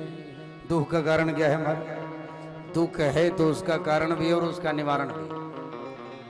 कि घर में सारे साधन पड़े हैं पर साधना समाप्त हो गई, साधना कोई नहीं करता। और सुखदेव भगवान कहते हैं कि हे महाराज परीक्षित, भगवान पदार्थों से, योग्यता से, गुणों से प्रभावित नहीं होते। कैसे प्रभावित होते? कुछ लोग कहते हैं कि हम तो अभी बच्चे हैं, हम अभी भजन क्यों करें, अभी बहुत सारी उम्र बची है महाराज। और भगवान सिर्फ बूढ़ों को मिलेंगे, ये कोई बात हुई क्या? ये किसी शास्त्र में लिखा है क्या? ये बच्चों को नहीं मिलेंगे? 5 वर्ष की उम्र में ध्रुव को मिल गए, मिले कि नहीं मिले? वो किसी को भी मिल जाए तो योग्यता से, गुणों से प्रभावित नहीं होते महाराज। ध्रुव की आयु मात्र 5 वर्ष की है और भगवान का साक्षात्कार हो गया। प्रहलाद की आयु कितनी है? तो भगवान किस बात पर रीझते हैं वो भगवान ही जाने। किसी को वन में मिले तो किसी को घर में मिले, किसी को पूजा करने से मिले तो किसी को बिन पूजा के ही मिल गए, किसी को साधना से मिले तो किसी को बिन साधना से ही मिल गए। तो न जाने कौन से गुण पर दया निधि रीझ जाते हैं, ये तो वही जानते हैं। ये तो प्रभु को ही पता। बहेलिया को भी मिल गए, अब बताओ, तो जीवन भर पक्षियों को मारता।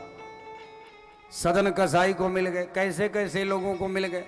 अब किस बात पर उन्होंने क्या गुण देखा किसी को नहीं पता। तो गुणाक्षर न्याय से गोविंद की कृपा प्राप्त होती है। तो कैसे? अब कोई भी साधन बन जाता है, भगवान की प्राप्ति के लिए कोई भी बन जाता है। वैसे ही परीक्षित महाराज के लिए श्रृंगी ऋषि बन गए भगवान प्राप्ति के लिए।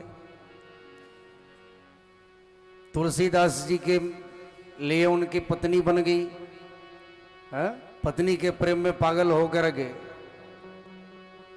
सीधे चल दिए अर्धरात्रि में ससुराल में, मुर्दे को नाव समझ करके नदी पार कर लिया। पत्नी के प्रेम में इतने पागल। घर का दरवाजा बंद था तो बड़ा सा सर्प लटका हुआ था, उसको रस्सी समझ करके ऊपर चढ़ गए पत्नी के कमरे में, पता भी नहीं चला अजगर लटका हुआ। अब पत्नी ने देखा अर्धरात्रि को यह मूर्ख आ गया। बोले तुम इतने मूर्ख हो, जितना प्रेम तू हमसे करता है अगर उतनी ही प्रीति तू भगवान से करता तो तेरा कल्याण हो जाता। अब तुलसीदास जी महाराज को खटका। अब पत्नी ने डांट लगाई, पत्नी ने कहा, बस उसी समय मान गए, आकर के बैठ गए चित्रकूट के। राम कथा लिख डाले, भगवान राम का दर्शन भी मिला। तो निमित्त कौन हो गई? पत्नी बन गई। तो ऐसा नहीं है कि पत्नी के डांटने से वो संत बन गए, तो हर कोई पत्नी के डांटने से संत बन जाएगा। अगर हर कोई पत्नी के डांटने से संत बन जाता तो आज भारत के घर घर में संते पैदा होते। नहीं होते। किस घर में लोग डांट नहीं खाते होंगे। कहने का मतलब है कोई भी निमित्त बन जाता, निमित्त कोई भी बन जाए। ईश्वर का साक्षात्कार होना होता है तो हो जाता। अब लकड़ी की घून से ओम बन गया, कभी कभी बन जाता है ना, लकड़ी की घून से आपने देखा होगा ओम के आकार का हो जाता है, और लकड़ी की घून से ओम बन गया। अब हमने सोचा कि हम भी अपनी लकड़ी पर ओम बनाएंगे, तो क्या बनेगा? नहीं बन सकता। ये भगवान की कृपा के किस गुण पर रिझ जाते हैं।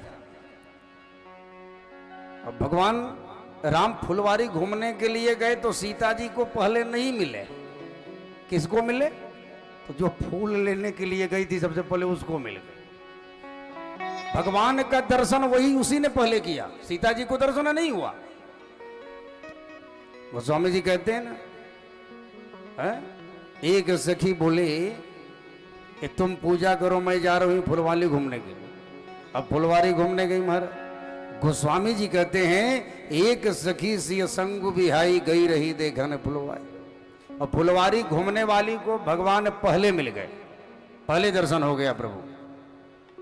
और सीता जी को बाद में हुआ। अब कोई ये मन में ठान ले कि अरे वो फुलवारी घूमने से मिल गया तो फुलवारी घूमने से भगवान मिलेंगे, चलो कल से रोज फुलवारी घूमेंगे।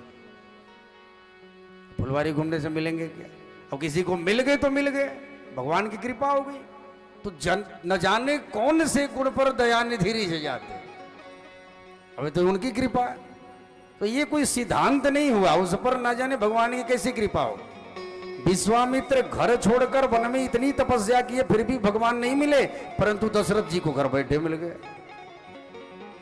अब बताओ, और पूतना जो विष पिलाने आई थी, जो भगवान को मारने के उद्देश्य से आई थी, उसको भी भगवान ने मां के समान सदगति प्रदान किया। और किसका किसका नाम रखा? अब उसमें कोई दया करने वाली चीज थी क्या? पूतना में मारने के लिए आए थे, उसको भी मां की तरह सदगति प्रदान किया। तो गुणाक्षर न्याय से किसी पर भी दया कर सकते हैं, इसलिए भगवान की कृपा जो है वो किसी पर भी हो सकती है। तो एक ही चीज हो सब विश्वास नहीं करनी चाहिए, भगवान से जुड़े रहना चाहिए। पता नहीं कब कृपा बरस जाए महाराज, तो भगवान की कृपा मिलती है। कृपा की न होती जो आदत तुम्हारी, कृपा की न होती जो आदत तुम्हारी, कृपा की न होती जो आदत तुम्हारी, तो सुनी ही रहती अदालत तुम्हारी, तो सुनी ही रहती अदालत तुम्हारी। बाकी न होती जो आदत तुम्हारी, बाकी न होती जो आदत तुम्हारी।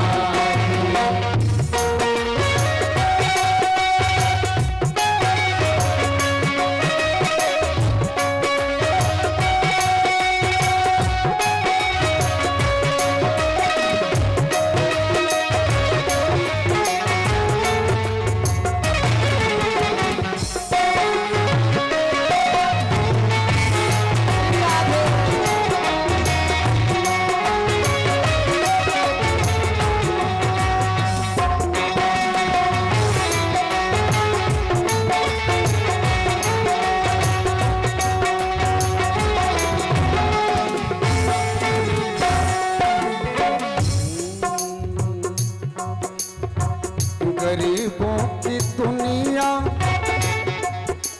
एक बात कहूं, लोग कहते हैं भगवान को खूब बढ़िया बढ़िया खिलाओ प्रभु मिलेंगे। तो महाराज ऐसा होता तो भगवान अमीरों को सबसे पहले मिलते, सबरी को क्यों मिलते?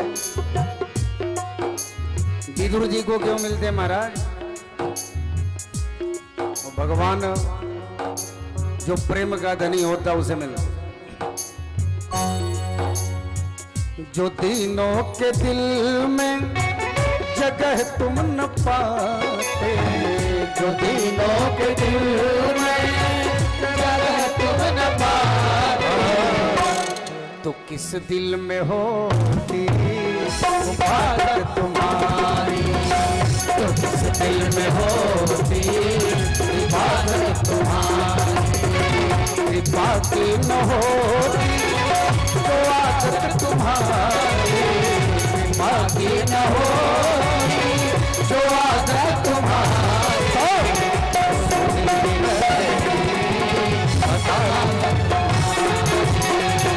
हरि बोल।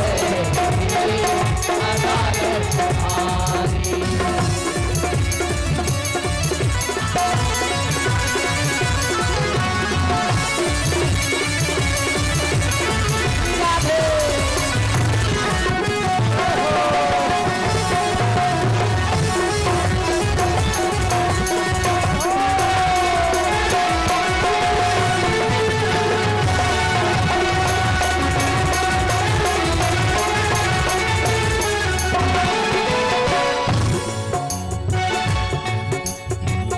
गरीबों की दुनिया है आबाद तुमसे, गरीबों की दुनिया है आबाद तुमसे।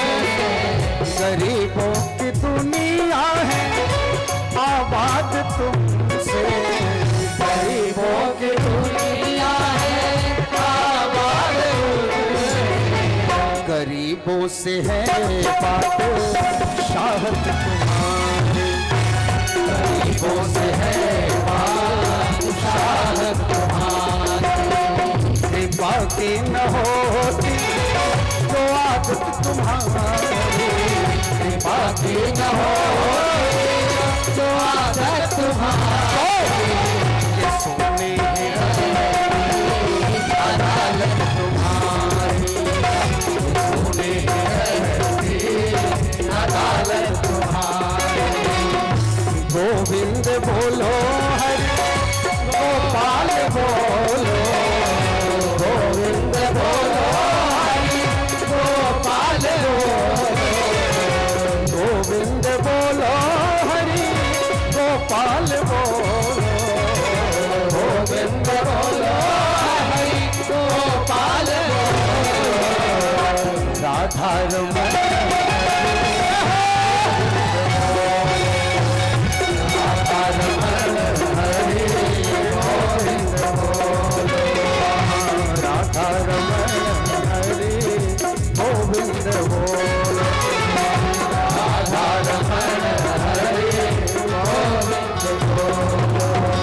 बोल वृंदावन बिहारी लाल की जय जय श्री राधे। वो भगवान कैसे रीझ जाए महाराज, और ये नहीं सोचना चाहिए कि हमें भगवान नहीं मिलेंगे, भगवान किसी रूप में कहीं मिल जाए। अच्छा एक बात कहूं, पहले भक्ति की लाइन में प्रवेश तो करें, है कि नहीं? अब विद्यार्थी पहले ही डर जाए कि हम फेल हो जाएंगे, अब एडमिशन नहीं हुआ, अब पहले ही डर जाए कि नहीं हम तो पढ़ नहीं पाएंगे। अरे भाई पढ़ोगे तब जब तुम एडमिशन लोगे, तो पहले एडमिशन तो लो, उसके बाद देखा जाएगा। तो सबसे पहले भक्ति की लाइन में प्रवेश तो करें, कम से कम उसमें प्रवेश हो जाए, एडमिशन हो जाए, और शुरुआत से फिर धीरे धीरे आगे बढ़ी जाती है। तो पहले पहली क्लास में एडमिशन होती है, यानी सबसे पहले हम घंटी बजाते हैं, अगरबत्ती दिखाते हैं, ये पहली क्लास वाला चीज। उसके बाद में धीरे धीरे अपने क्लास वाइज आगे बढ़ते हैं। जब थोड़ा सा बढ़ा तो फिर ध्यान में आते हैं, मेडिटेशन। तो भगवान को निराकार रूप में ध्यान करना शुरू कर दे। पहले मूर्ति में देख रहे थे, अब हृदय में देखना शुरू कर। उससे भी जब उच्च स्थान पर चले जाएं तो ज्योति स्वरूप परमात्मा को, सब में एक ही परमात्मा को देखना शुरू, तो समस्त विश्व वसुधैव कुटुंबकम नजर आने लगता है। तो पहले भक्ति में प्रवेश करें, कृपा की लाइन में लग करके तो देखो कृपा जरूर मिले, बस हमारी पात्रता हो जाए। और जब पात्रता न होगी तो कृपा नहीं मिलेगी।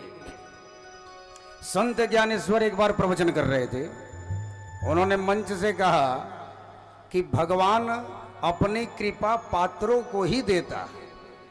तो एक माता जी खड़ी हो गई, उन्होंने कहा महाराज क्षमा करना, इसमें भगवान की कोई तारीफ वाली बात थोड़े ना है, ये तो भेदभाव वाली बात होगी। उनको तो सबको एक नजर से देखना चाहिए। अब किसी को कृपा देते हैं, किसी पर नहीं करते, ये तो भेदभाव होगी कि नहीं होगी। संत ज्ञानेश्वर कुछ नहीं बोले। 2-3 दिन के बाद उन्होंने एक चोर व्यक्ति को, जो कि चोरी करता था, उससे कहा कि सुनो, ओ माता जी जो उस समय बोल रही थी उनके घर जाओ और जा करके उनसे कहना कि हमें अपना सोने के गहने जितना है सब दे दो। बोले ठीक है महाराज। चोर गया, माता जी से बोला अपने जितने सोने के गहने हमें दे दो। माता जी ने डांट लगाई, डांट कर भगा दिया, भाग तू चोर है तुझे दूंगी, डांट करके भगा दिया। कुछ देर के बाद संत ज्ञानेश्वर पहुंचे। उन्होंने कहा माता जी मुझे अपने सोने के जितने गहने हैं दे दो। अब माता जी ने पूछा भी नहीं कि क्यों मांग रहे हो महाराज, सारा गहना उठाकर दे दिया। ज्ञानेश्वर महाराज ने प्रश्न किया, माता एक बात बताओ, अभी वो व्यक्ति आया था, आपने उसे नहीं दिया, हमसे तो पूछा भी नहीं, सब दे दी, ऐसा क्यों? माता जी ने कहा क्या बात करते हो महाराज, ये तो आपको भी पता है कि वो एक चोर था, और हम चोर को अपने सोने के गहने कैसे दे सकते हैं, इसका वो दुरुपयोग करेगा। परंतु आपको इसलिए दिया कि आप इसको सदुपयोग करोगे, धर्म के कार्य में, भगवान की भक्ति में खर्च करोगे, समाज के कार्य में खर्च करोगे, आप पर हमें विश्वास है। संत ज्ञानेश्वर मुस्कुराए, गहने लौटा दिया। माता जी गहना नहीं चाहिए, यही तो मैं बताना चाहता हूं। आप साधारण से धातु के गहने किसी चोर को नहीं दे सकते कि इसका वो दुरुपयोग करेगा, तो भगवान अपना अमूल्य अनुदान वरदान किसी कुपात्र को कैसे दे सकता है? जब तक उसके अंदर वो पात्रता न भर जाए तब तक वो कैसे प्रदान करेगा? नहीं दे सकता। तो उसके अंदर वो पात्रता होनी चाहिए कि नहीं होनी चाहिए? अब कमंडल में खीर लेनी है और उसमें गोबर लगाओ, मट्टी लगाओ, तो खीर मिलेगा क्या? पहले उसको धोना पड़ेगा, तो मन में कचरा भरा, तो भक्ति कहां से आएगी फिर? उसी प्रकार से सबरी और मतंग मुनि ने तो परीक्षक क्या कर, सबरी और मतंग मुनि जो थे उन्होंने कभी कामना नहीं किया। मतंग मुनि ने सबरी से कह दिया सुनो एक काम करो, तुम्हें भगवान मिलेंगे, तुम्हें भगवान मिलेंगे, तुम भक्ति करो। सबरी ने क्या किया महाराज? कहते हैं 10,000 वर्ष तक, 1-2 वर्ष नहीं, 10,000 वर्ष तक सबरी प्रतिदिन अपने आंचल से उस रास्ते को साफ करती। ये नहीं सोचते कि आज आएंगे कि कल आएंगे, कभी घबराई नहीं। हम सब तो थोड़ी सी भक्ति करते हैं, साल भर करते हैं भक्ति, और कुछ फायदा नहीं हुआ तो कहते हैं राम राम, साल भर कर लिया, कुछ फायदा नहीं हुआ, छोड़ो ये सब फालतू। लेकिन सबरी ने 10,000 वर्ष तक कठिन परीक्षा दी। प्रतिदिन मीठे बेर तोड़कर लाती महाराज, प्रतिदिन उन कांटों को बुहारा करती थी, तब भी भगवान नहीं आते थे। फिर भी सबरी के मन में कोई वैमनस्य भावना नहीं आई, प्रभु के प्रति कभी शक नहीं किया। प्रतिदिन वो रास्ता को बुहारा करती और प्रतीक्षा का फल मिला, और प्रतीक्षा स्वरूप भगवान आए महाराज। और भगवान ने सबरी को देखा, एकदम वृद्ध हो चुकी थी, तो भगवान ने पता है क्या संबोधित किया? सबरी देखने में सुंदर थी क्या? अरे वो तो वृद्धा थी, दांत भी टूट गए थे, चेहरे पर झुर्रियां आ गई थी। लेकिन भगवान क्या कहते हैं, गोस्वामी जी कहते हैं कि जनक सुता कई सुधी भामिनी। बड़ी सुंदर बात कहते हैं महाराज कि जनक सुता कई सुधी भामिनी, जा नहीं कहूं करिवर गामिनी। अब बताइए, सबरी जैसी स्त्री को भगवान कहते भामिनी, गामिनी।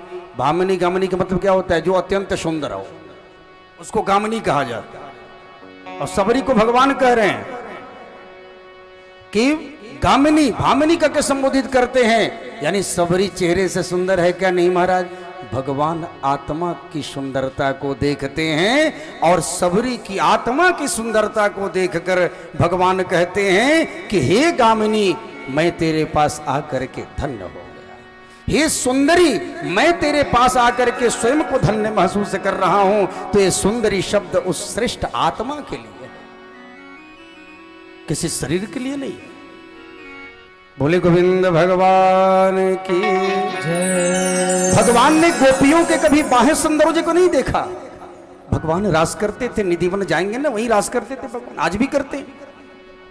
तो भगवान ने कभी गोपियों के सौंदर्य को, बाहरी सौंदर्य को नहीं देखा। गोपियां कितनी सुंदर है। भगवान रास कर रहे हैं तो उसमें 99 वर्ष की बुढ़िया भी है। भगवान रास कर रहे हैं तो उसमें ऐसी ऐसी कन्याएं हैं जिनका किसी का दांत टूटा, ऐसी ऐसी औरतें, किसी का हाथ टूटा, कोई एक पैर से लंगड़ी है, कोई कुबड़ी है, लेकिन भगवान सबके साथ प्रेम से रास करते हैं। क्यों महाराज? क्योंकि भगवान को आंतरिक सुंदरता प्रिय, बाह्य सुंदरता लेना देना नहीं है।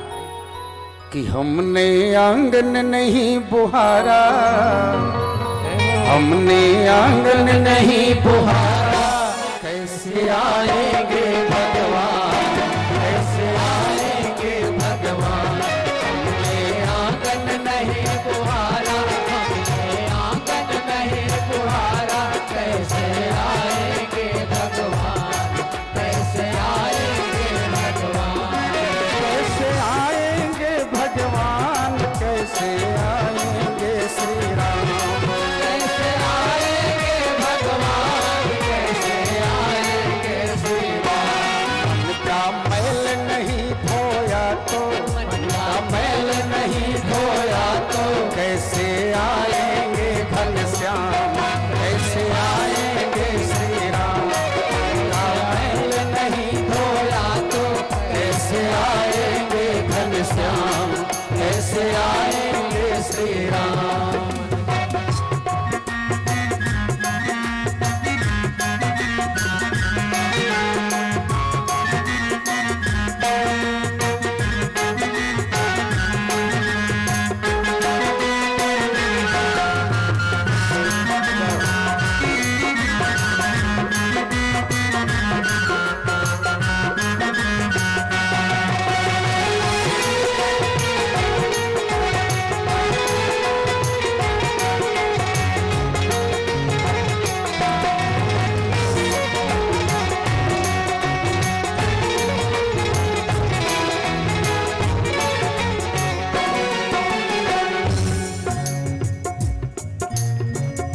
निर्मल मन जन सो मोहि पावा, मोहि कपट छल छिद्र न भावा। राम सिया राम, सिया राम, जय जय राम। राम सिया राम, सिया राम, जय जय राम। निर्मल मन हो तो रघुनायक सबरी के घर जाते, निर्मल मन हो तो रघुनायक सबरी के घर जाते। श्याम सूर की बाह पकड़ते, साग विदुर घर खाते। श्याम सूर की बाह पकड़ते, साग विदुर घर खाते। इस पर हमने नहीं विचारा, इस पर हमने नहीं विचारा, इस पर सबने नहीं विचारा, इस पर सबने नहीं विचारा, इस पर हमने नहीं विचारा। कैसे आएंगे भगवान, कैसे आएंगे भगवान। हमने आंगन नहीं बुहारा, हमने आंगन नहीं बुहारा, कैसे आएंगे भगवान, कैसे आएंगे भगवान।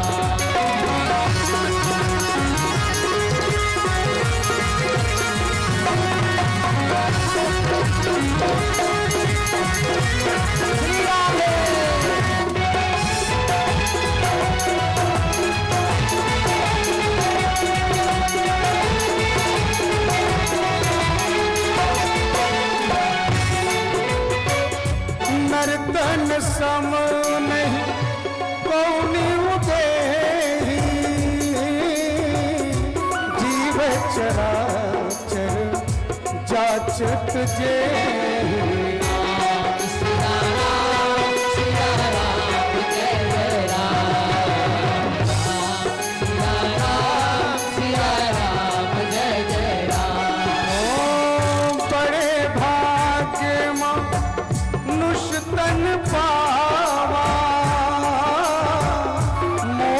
कपट छल छिद्र न भावा।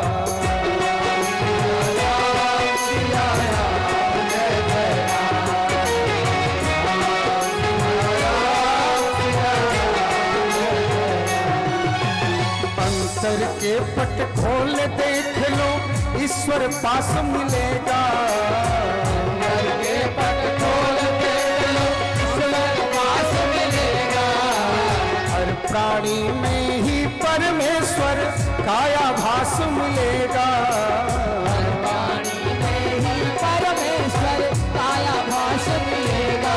सच्चे मन से नहीं पुकारा, सच्चे मन से नहीं पुकारा, सच्चे मन से नहीं पुकारा, सच्चे मन से नहीं पुकारा, सच्चे मन से नहीं पुकारा। कैसे आएंगे भगवान, कैसे आएंगे भगवान। मेरा आंगन नहीं तुम्हारा, कैसे आएंगे भगवान, कैसे आएंगे भगवान, कैसे आएंगे भगवान, कैसे आएंगे घनश्याम। कैसे आएंगे भगवान, कैसे आएंगे भगवान। लेकिन भगवान आएंगे, कैसे आएंगे बता दें कि मन का मैल अगर धो ले तो, मन का मैल अगर धोले। अब आंगन बुहारने का मतलब ये नहीं कि झाड़ू लेकर घर आंगन बुहारना शुरू कर दो कि भगवान आएंगे। आंगन का मतलब घर का, ये मन का जो आंगन है उसकी बात हो रही है कि मन का मैल अगर धो ले तो दौड़े आएंगे भगवान।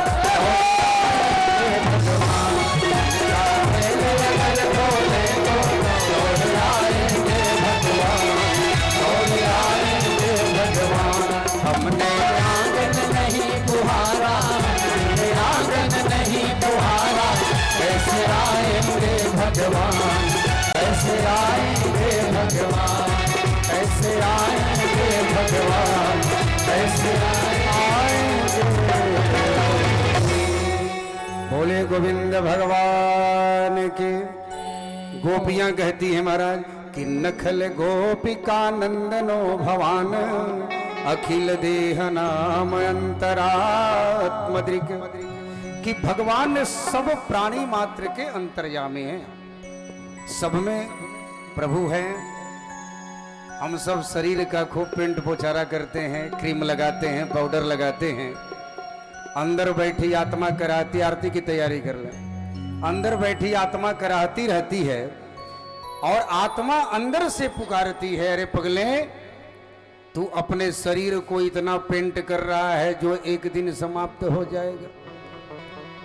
एक दिन निकला शहर को कि मन में कुछ अरमान थे। एक तरफ जंगल थे और एक तरफ शमशान थे। अचानक हड्डियों से पैर टकराई तो हड्डियों के ये बयान थे, ओ चलने वालों जरा संभल के चलो क्योंकि हम भी कभी इंसान थे। आत्मा अंदर बैठी पुकारती है, अरे पगले जिस क्रीम को तू चेहरे पर लगा रहा है कि दिन जल करके राख हो जाएगा, अरे थोड़ा सा क्रीम हम पर भी लगा ले। अंदर बैठे हो तो बताओ आत्मा का क्रीम क्या है महाराज? आत्मा का क्रीम है भजन, भगवान नाम संकीर्तन। कि आत्मा कहती है कि क्या तन मांझता है रे, क्या तन मांझता है रे, एक दिन माटी में मिल जाना। क्या तन मांझता है रे, एक दिन माटी में मिल जाना। एक दिन माटी में मिल जाना, एक दिन माटी में मिल जाना।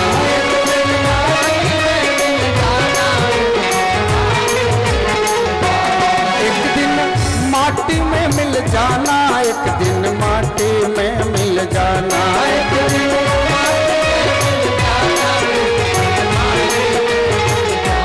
क्या तन मांझता है रे, क्या तन जन मांगता है रे, एक दिन माटी में मिल जाना क्या जन मांगता है रे, एक दिन माटी में मिल जाना। बोले वृंदावन बिहारी लाल की। शपथनिक यजमान मंच पर आ जाएं और एक निवेदन है, मंच पर सब कोई नहीं चढ़ेगा, है ना, परेशानी हो जाती है। आरती आप बैठे नीचे से ही करेंगे। सपत्नीक आ जाएं, सपत्नीक यजमान आ जाएं मंच पर, 2-3।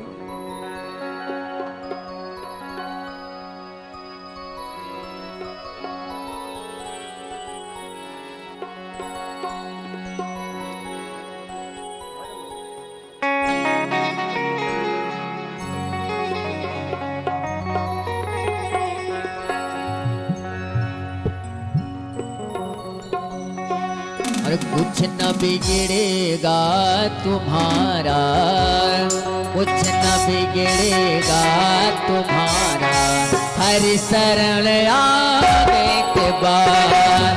कुछ न बिगड़ेगा तुम्हारा, हरि शरण आने के बाद। कुछ न बिगड़ेगा तुम्हारा, कुछ न बिगड़ेगा तुम्हारा, हरि शरण आने के बाद। बैठ जाइए, हर खुशी मिल जाएगी। बैठ जाइए आप लोग, सभी लोग बैठ जाइए, सब लोग व्यवस्था बैठ बैठ जाएं। पीछे वाले देखिए कुछ बहनें बैठी हुई हैं, पीछे वाले पीछे के लोग लोगों को नहीं दिख रहा है, आप लोग बैठ जाइए। बैठ जाइए। सब लोग जैसे कथा में बैठे थे बैठ जाइए, वहीं से शांति भाव भंग से ना आरती करें, करें। आप लोग बैठ करके आनंद बैठ लें। जाइए।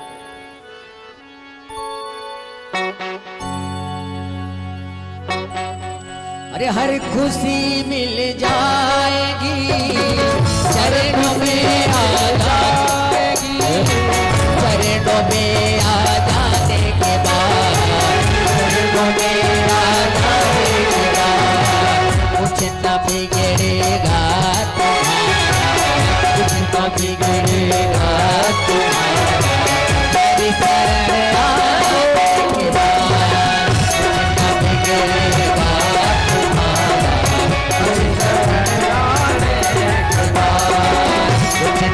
बिगड़ेगा तुम्हारा, हरि शरण आने के बाद।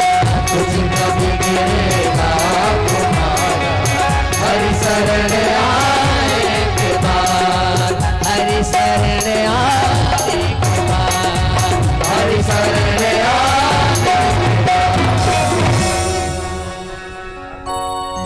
ओम यं ब्रह्म वेदान्तविदो वदन्ते परं प्रधानं पुरुषं दधामि। विश्वोत्पत्तिः कारणमेश्वरं वा तस्मै नमो वेदविनाशनाय। ॐ यं ब्रह्मा वर्णेन्द्ररुद्रमरुतः स्तुवन्ति दिव्यैस्तवैः वेदैः साङ्गपरिक्रमोपनिषदैः गायन्ति यमसाङ्गाः।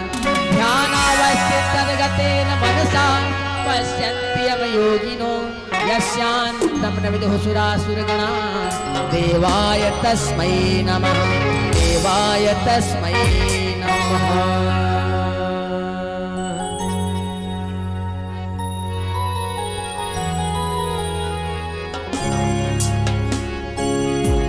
बाके बिहारी तेरी आरती गाऊं।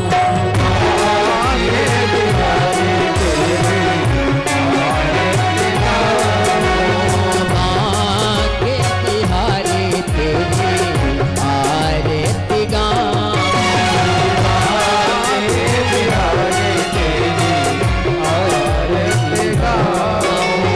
हे गिरिधर तेरी आरती गाऊं।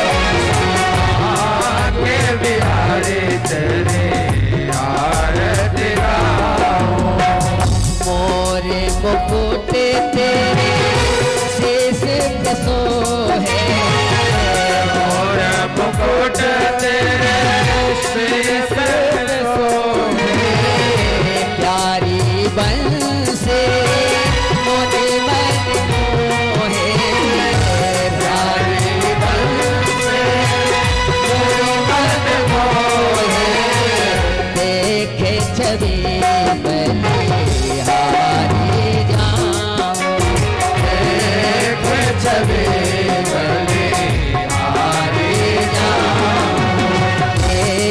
गिरधर तेरी आरती गाऊं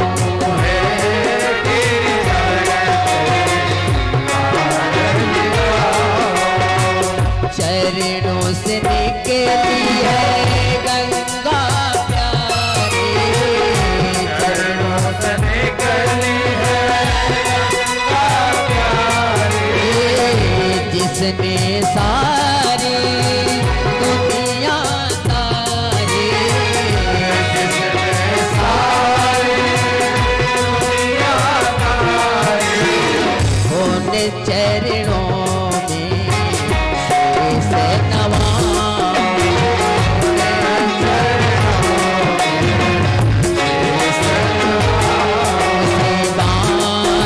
बिहारी तेरी आरती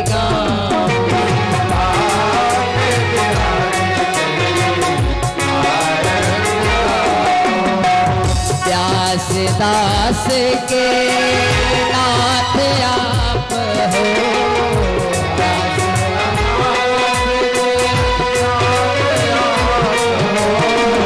सुख दुख जीवन साथ आप हो प्यारे आप हो श्री चरणों में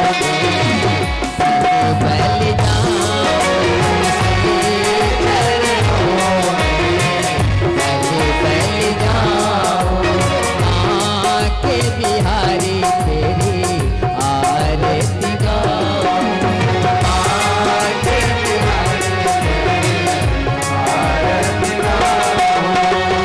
आरती गाऊं प्यारे तुझको रिझाऊं आरती गाऊं प्यारे तुझको रिझाऊं हे गिरधर तेरी आरती गाऊं हे गिरधर तेरी आरती गाऊं हे गिरधर तेरी आरती गाऊं मां के बिहारी तेरी आरती गाऊं श्री भागवत भगवान की है आरती आरती पापियों को पाप से है तारती भागवत भगवान की है आरती आरती पापियों को पाप से है तारती भागवत भगवान की है आरती आरती पापियों को पाप से है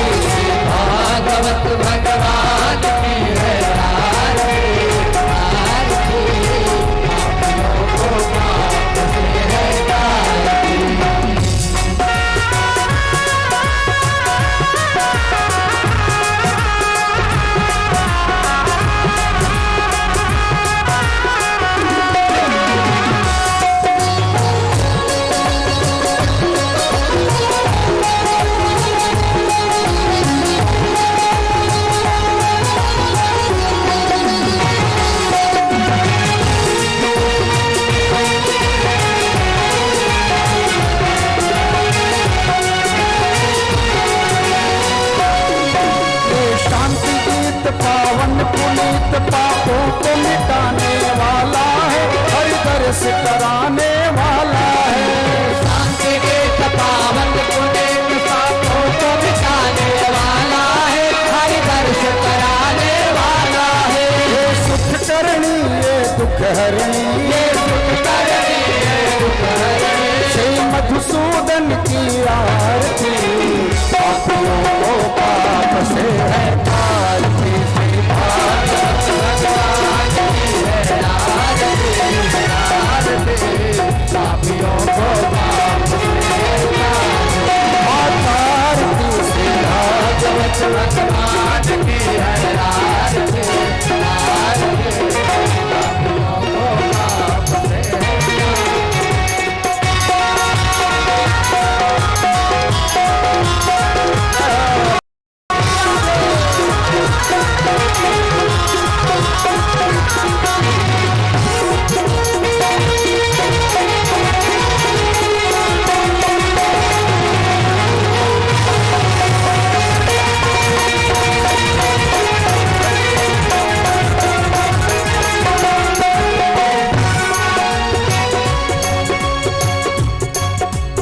मधुर बोल जग पंथ खोल, सन्मार्ग बताने वाला है, बिगड़ी को बनाने वाला है।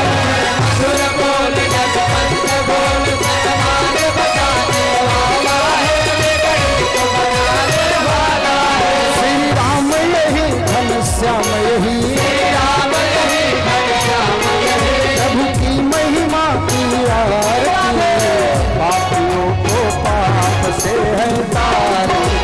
भागवत भगवान की है आरती, आरती।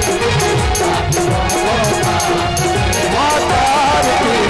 भागवत भगवान की है आरती, आरती।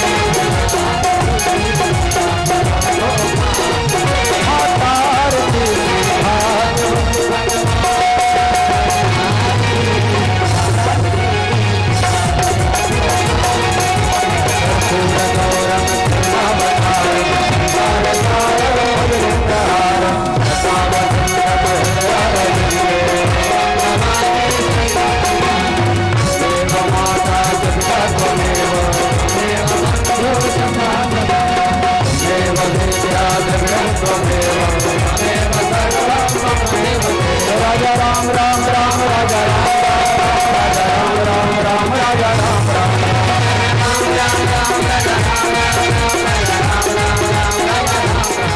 राधे श्याम श्याम श्याम राधे श्याम श्याम श्याम राधे श्याम श्याम श्याम राधे श्याम श्याम श्याम राधे श्याम श्याम श्याम राधे श्याम श्याम श्याम राधे श्याम श्याम श्याम राजा राम राम राम राजा राम राम राम राजा राम राम राम राजा राम राम राम राजा राम राम राम राजा राम राम राम राजा राम राम राम राजा।